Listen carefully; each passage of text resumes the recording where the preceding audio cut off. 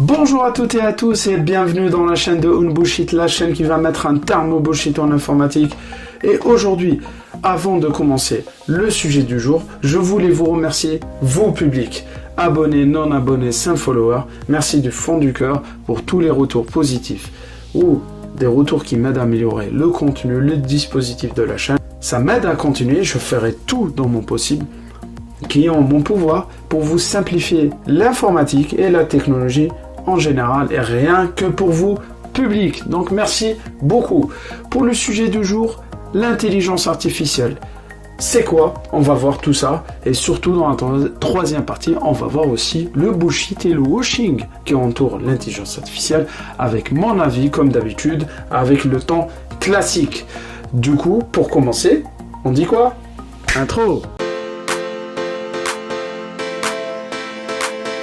Déjà, l'intelligence artificielle, c'est pas uniquement de nos jours qu'on entend parler.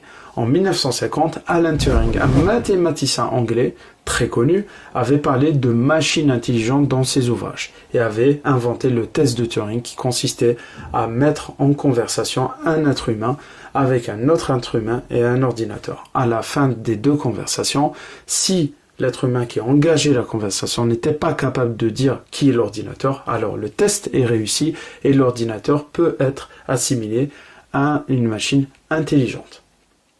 On avance dans le temps, 1966, ELIZA est sorti. ELIZA, c'était un programme informatique créé pour être assimilé à un docteur en psychiatrie. Ça a connu une telle effervescence à l'époque que certaines personnes sont devenues très attachées à ELIZA. Plus on avance dans le temps, plus les choses s'améliorent et en 1997, Deep Blue a été créé. C'est un super ordinateur créé par IBM, spécialisé dans les jeux d'échecs et Deep Blue est très connu parce qu'il avait battu et pris sa revanche sur Garry Kasparov, champion du monde des échecs à l'époque. On avance dans le temps, les choses s'améliorent et en 2006, il y a eu le Deep Learning. Machine Learning, Deep Learning, on verra tout ça dans la chaîne de Unbullshit plus tard. Mais ce qu'il faut savoir, très simplement, ce que c'est qu'un ordinateur, on lui fait faire des choses pour qu'il apprenne tout seul et qu'il devienne autonome dans le temps. Ouais, je sais, mais simplement c'est ça. Mais on verra tout ça dans la chaîne de Unbullshit. Plus on avance dans le temps, en 2011, il y a eu Siri pour les adeptes de Apple. Il y a eu aussi Alexa en 2014. Entre-temps, il y a eu Cortana, des agents conversationnels par la voix intelligents. Voilà. Donc, plus on avance dans le temps, en 2020, il y a eu la sortie de GPT-3. GPT, c'est quoi? C'est un modèle de langage qui, basé sur des consignes, des paramètres, du texte en entrée, est capable de faire des résultats de texte en sortie. En 2022, basé sur GPT-3, OpenAI a sorti ChatGPT. On en a entendu tous parler. Il y a des centaines de millions d'utilisateurs de nos jours de ChatGPT. Et donc c'est un robot conversationnel qui, avec du texte en entrée, vous répond de façon intelligente par rapport à ce que vous lui demandez. Il y a eu la réplique aussi de Google en mars 2023 avec Google Bard, aussi un robot conversationnel intelligent et qui connaît aussi un franc succès. Là, on a parlé d'intelligence artificielle générative de texte. Il y a aussi l'intelligence artificielle générative d'images. Et là, on peut parler de Midjourney, de DALL-E 2, qui a été créé par OpenAI, et de Stable Diffusion 2.1. C'est des moteurs, des outils qui, à partir d'un ensemble de mots, ils vont vous donner un résultat d'image et c'est vraiment bluffant. Maintenant, une fois qu'on a tout dit, en quoi consiste l'intelligence artificielle au final? Et ça, c'est dans définition.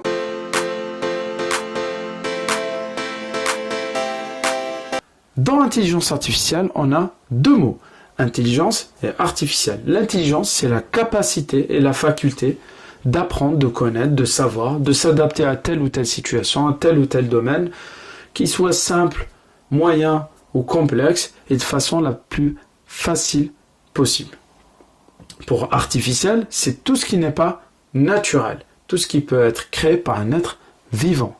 Attention, nos amis les animaux, ils peuvent aussi créer des choses de façon artificielle. Si on combine les deux définitions, ça nous amène à créer quelque chose qui est capable de réfléchir, penser, raisonner, connaître, savoir. Franchement, donc ça amène à créer quelque chose qui est capable de mimer quoi? Le cerveau humain.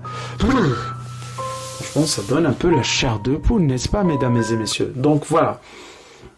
Maintenant, une fois qu'on a bien compris ce que c'est l'intelligence artificielle, comment ça fonctionne en fait? Ok. La machine dotée d'une intelligence artificielle, elle est capable et elle est amenée à mémoriser des comportements, du texte, des images, des vidéos, diverses choses et variées, de multiples canaux et sources diverses et variées aussi. Basé sur des algorithmes et des bases de données. Algorithme, c'est une suite d'instructions qu'on applique à une machine. Voilà, que l'être humain applique à une machine. C'est comme si je vous disais une recette de cuisine, c'est une suite d'instructions que vous appliquez pour avoir un plat, un gâteau. Là, c'est la même chose pour l'ordinateur, on lui dit ce qu'il doit faire. Ce travail complexe, il va aider la machine à prendre des décisions aussi complexes. Ça va lui permettre aussi, par rapport à un problème, de passer des solutions, un ensemble de solutions au crible, et basé aussi sur des situations connues, tout ça va lui permettre de mieux agir au fur et à mesure du temps. Je vous donne un simple exemple. ChatGPT, voilà, très connu aujourd'hui, utilisé par une centaine de millions de personnes dans le monde, et qui continue à grossir dans le temps. Des fois, je pars lui demander, par exemple, pour provoquer un peu, voir ses capacités et tout, une fois je lui demandais 3 milliards 300 millions blablabli, multiplié par 4 milliards 400 millions blablablou, et c'est gouré. Donc derrière, je lui dis, j'ai vu par ailleurs, c'est pas la bonne valeur que tu me donnes en sortie. Du coup, tout ça, le fait que je lui dise, ça va l'aider à se dire, ah ok, du coup, pour la prochaine fois, je vais essayer en fonction de ce qu'on me demande les autres, je vais essayer d'apprendre. Voilà, donc au fur et à mesure. Donc, c'est la même chose pour un enfant, par exemple, qui apprend juste les calculs. Je dis pas que l'enfant, c'est une machine ou la machine, c'est l'enfant. C'est juste pour contextualiser. Donc, un enfant qui vient juste d'apprendre le calcul, on lui dit, allez, 4 plus 5, c'est combien? Et il commence à dire 5, 15, 7, 8. Ben non.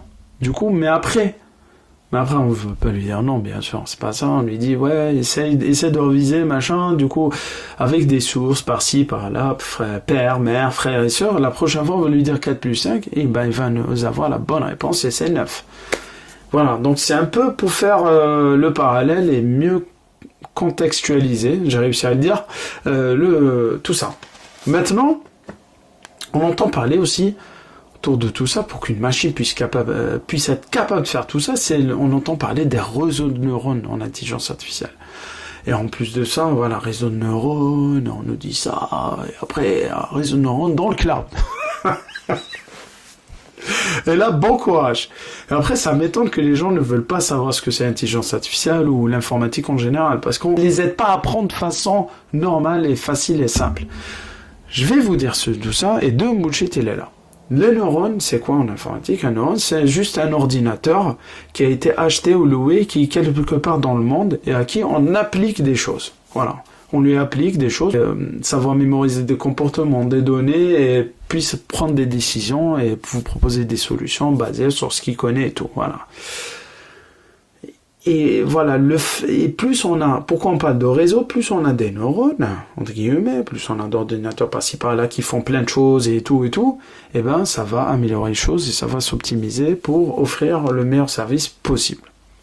Voilà, c'est ce que fait ChatGPT d'ailleurs. Pour son robot conversationnel, et Google Bard, ça ne m'étonne pas qu'il fasse aussi la même chose. Voilà, très simplement. Donc vous voyez, à chaque mot, il y a derrière quelque chose de très simple. Maintenant, on va aller à notre phase bullshit washing. On va commencer par le bullshit et après on verra le washing. Le bullshit autour de l'intelligence artificielle. La question majeure partout qu'on entend, est-ce que ça va remplacer l'être humain? Moi je vous le dis là tout de suite, dans cette date de la vidéo, non. No way, ça va pas se passer. Impossible. Oui, mais le taux de chômage va augmenter. Non, ça existe depuis longtemps, l'intelligence artificielle, et le taux de chômage, il a aucune incidence, on a continué à faire les mêmes choses. Il y a des entreprises qui continuent à embaucher dans le domaine de la technologie, dans le domaine de l'informatique. J'en suis, je le vis tous les jours, je le vois, donc non, no way. Et pourquoi ça va pas remplacer l'homme? On va parler de choses purement humaines. Je vais parler des émotions. Demain, est-ce qu'une machine peut avoir des émotions envers un être humain? Ok, on parle des capteurs, blabla, blabli et tout. Non. Oui, d'accord, mais non. Peut-être qu'il y aura des tentatives, machin et tout, mais non. Il y a l'empathie. L'empathie, c'est très important pour un être humain. Aujourd'hui, un enfant, voilà, au fur et à mesure du temps, par exemple, il apprend à être empathique et tout, et ça s'acquiert au fil du temps. Une machine, voilà, si quelqu'un traverse une période difficile, la machine va se réveiller, elle va venir te faire un câlin et te montrer qu'elle est empathique. Mais jamais de la vie. Maintenant, il y a l'aspect amour. Qu'est-ce qui est plus fort que l'amour? Est-ce qu'une machine peut dégager de l'amour pour un être humain et tout? Non. Non. Voilà. Je suis pas anti-tech ou anti-innovation ou autre, hein. Je suis un techos à la base, donc voilà. Mais par contre, il y a des choses qu'il faut pas bullshiter autour. Est-ce qu'une machine pourra sortir de son cadre de créativité? C'est-à-dire, voilà, une IA qui génère des images, toute seule, du jour au lendemain, elle va commencer à générer des vidéos. Même si aujourd'hui, il y a des outils qui permettent de générer des présentations PowerPoint avec un personnage qui parle à votre place, oui, d'accord, mais c'est spécialisé dans ça. Mais cet outil-là, il va pas se réveiller le matin et se dire « Ah tiens, je vais générer des images ou des bonbons. » Quand même. Voilà, donc... On voit des choses, l'émotion, l'empathie, l'amour, l'instinct, il y a l'intuition aussi. Voilà, tout ça fait que ça ne remplacera jamais l'être humain. Moi je le dis, hein, l'IA, l'intelligence artificielle, c'est un assistant de l'être humain. L'être humain l'a créé et ça va toujours nous assister dans notre quotidien et c'est les bienvenus. Maintenant pour le washing. Le washing c'est quoi? Le washing c'est, par exemple j'ai une vitrine d'un magasin. Je mets bonbons, fast-food, jeux vidéo, robots, machin, tac, je vous vends tout dans la vitrine, vous rentrez, il n'y a rien. Voilà. C'est ça le washing. Et aujourd'hui, on a l'intelligence artificielle washing. C'est-à-dire, c'est de la publicité trompeuse, en fait. C'est que vous avez des entreprises, des particuliers qui vous disent, ouais, par exemple, je donne dans le big data, l'e-commerce et tout, big data, un terme qu'on va unbullshiter bientôt. Donc dans le traitement des données et tout, ils vous disent ouais, nos outils sont capables via vos données de site et tout de vous générer des stats basées sur de l'intelligence artificielle. Franchement, vous allez voir, la plupart du temps, ceux qui disent ça, bien sûr, c'est pas très généraliste parce qu'il y en a qui font vraiment de l'intelligence artificielle avec un réseau de neurones, blablabla. Mais là, c'est certaines entreprises, vous voyez, ils font des trucs manuels, c'est-à-dire des bases de données statiques où ils font des analyses manuelles avec des êtres humains, voilà, et derrière vous avez des reportings, et vous dans votre test c'est de l'intelligence artificielle qu'ils ont, que dalle, ils ont rien du tout, et ils font de l'IA washing, sur l'intelligence artificielle washing. Et vous avez aussi, et on va clôturer par ça la vidéo du jour, les soi-disant intelligence artificielle humanisée. Vous avez des robots virtuels que vous voyez et qui vous donnent l'impression que vous discutez avec eux. Que dalle aussi, c'est juste des vidéos enregistrées, ils vous donnent du coup l'impression de discuter avec une intelligence artificielle robotisée. Voilà, donc il faut faire vos propres recherches par rapport à ça avant de vous engager dans quoi que ce soit. C'est tout pour la vidéo du jour, j'espère que vous avez appris de nouvelles choses. Comme d'habitude, vous faites vos retours en commentaire, que ce soit sur YouTube, LinkedIn, Facebook, je suis preneur. Je vous dis à la prochaine pour un nouveau terme, un nouveau concept à démystifier, à simplifier, rien que pour vous. Et pour la fin, comme d'habitude, que la fin du bullshit en informatique commence. À bientôt!